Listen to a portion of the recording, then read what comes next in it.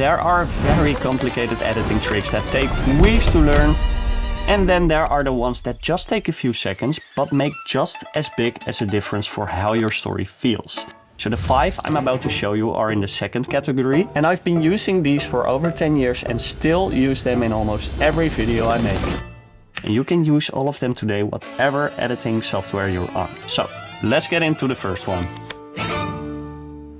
So the first one is a digital zoom, and it's probably the trick that I use most. And the cool thing is that with this you can actually add to how a scene feels and how you want to make the audience feel. So a slow zoom in pulls the viewer into the frame and it creates a little bit tension, and it can make the moment just feel a little bit more intense without changing anything else. A slow zoom out does the opposite because it releases some tension by pushing the viewer back. So it really creates some distance, and it works really well to close a scene, and it makes it feel more like an ending, as if we're literally leaving the scene. Another useful thing to use the zoom in and zoom out for is that it can really help you to connect two shots, because if two clips are both zooming in or out at the same speed, it can really help you to make the cut between them feel much more smooth, because the movement is the same.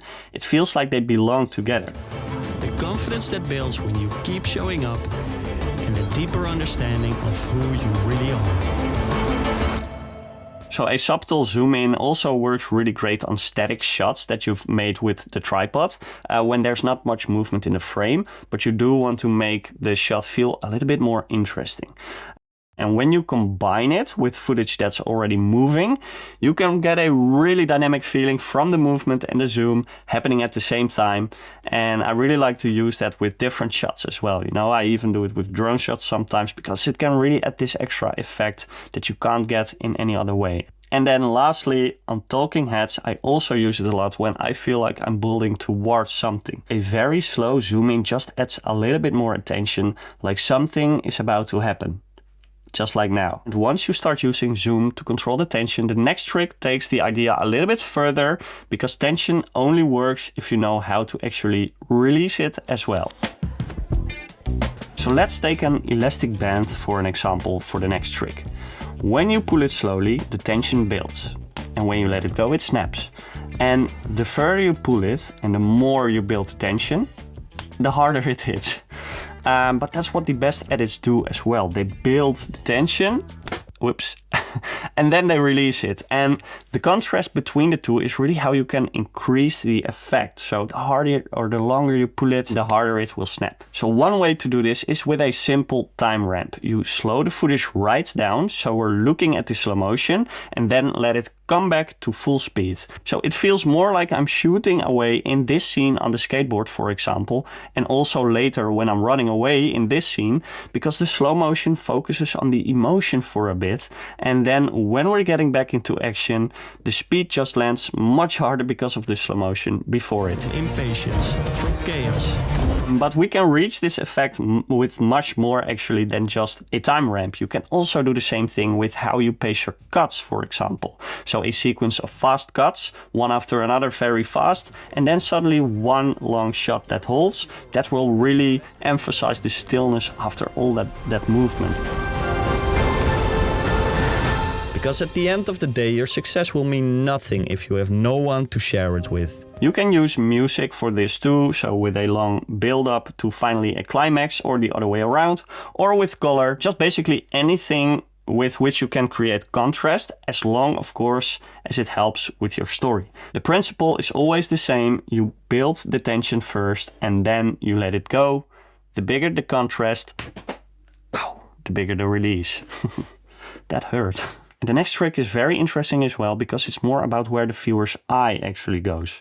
But before we go there, if there's anything important for the feeling of your video and your story, it's music. And that is why I'm happy that this video is sponsored by Audio. And I thought it would be nice to actually show you how I use audio in my edits. So I'm just going to take you into my editing room where I'm editing this video you're watching right now. So what I really love about Audio is that they do have a high quality catalog of music, but they do not have AI music, but they do use AI to help you to search for the right music. So I actually use this tool a lot on their website. It's called Hans AI, and I can just chat to try and find the right music. I need a song for under my talking head, small but adventurous, like a new chapter is opening. So I could say a bit more mysterious. So this is exactly what I could be looking for, you know? And even if you don't find the tune immediately, it can really help you to find the right music much quicker. So you can test it out. And if you like Audio as much as I do, you can get 70% off Audio Pro your first year by using my link and my code in the description. All right, now we're going back to the video. So a lot of creators are afraid to crop their footage because they think they will lose quality. But a shot with a composition that makes sense does more for your story than a technically perfect shot that just feels awkward to watch. The most obvious use with cropping is of course just reframing your subject and just moving them to where they should have been when you filmed it. But it's also very useful actually for how your story feels, because if a moment needs to feel maybe more intimate, cropping in tighter to get closer to the subject can really help. Or whenever you really want to focus on the details, just cropping in a bit can really help. And this one is actually also really useful for making cuts between two shots feel smoother. Because if two shots follow each other up and the eye has to jump from one part of the frame to the other, then the cut can really feel awkward. But if you crop them so that the subject lands roughly in the same place, the cut really becomes way smoother. So when you do this, using the ruler lines or the grid in your editing software can really help you to place things in the right place. Cropping also helps you when a cut between two shots feels awkward because they are too similar in size. If you have a medium wide shot cutting to a medium shot and the change in the distance is not enough, that can really feel a little bit weird and a little bit off. So if you just crop one in tighter, sometimes that small difference is all it takes to make the cut work.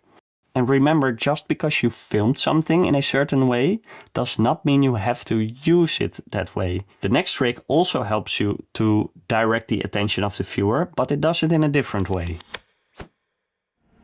So for a moment, just imagine yourself standing outside in the middle of the night, looking at a street full of houses. Most windows are dark, but one of them has a little light inside.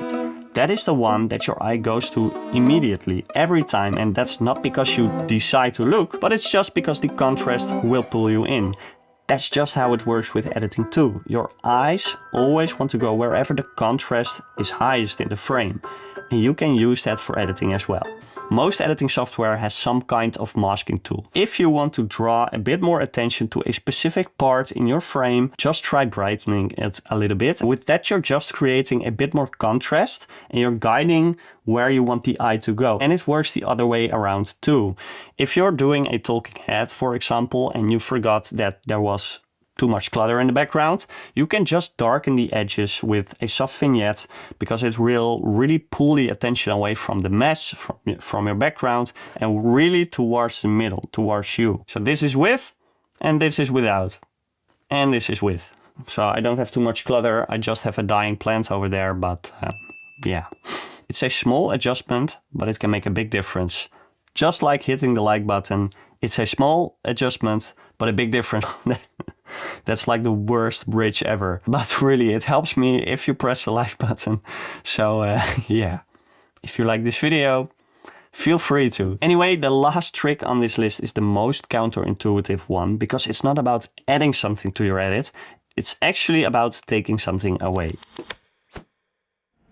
A lot of creators think that the way to keep people watching is to keep the energy high the whole time with fast cuts, constant music, and always something happening. That works up to a point, but it's not the whole picture, because some of the biggest moments in a video really come from silence and not from adding more. And it's really easy to miss this, because when you're deep in the edit.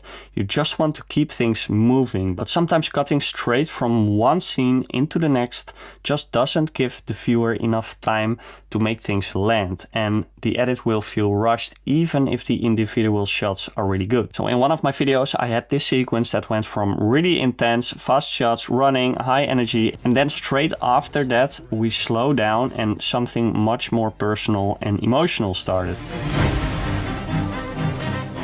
Yeah, so then I got punched in the face by myself. And honestly, it wasn't the first time. Because the truth is that I'd been running for myself long before YouTube ever worked.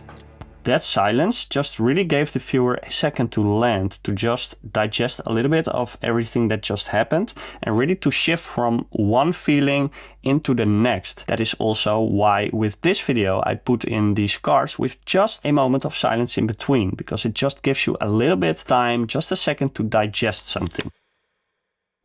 And sometimes just this 1 second, it sounds like nothing, but it can really make the difference, and that's all what the viewer needs sometimes. And that's really what all 5 of these tricks have in common. They are all really small adjustments, but the right one at the right moment changes everything. And I know it's really easy to forget these once that you're back in the edit, so I've made a PDF overview of all the 5 tricks, plus a bonus 6th one that didn't make it into the video. It's free to download, and you will find the link in the description. And after you've downloaded the PDF, you can click here to watch this video next, because YouTube apparently thinks that you're going to love watching that video, and the algorithm is really smart, so just maybe try and see what happens. Thank you very much for watching. You know, I really appreciate you. See you next time. Bye.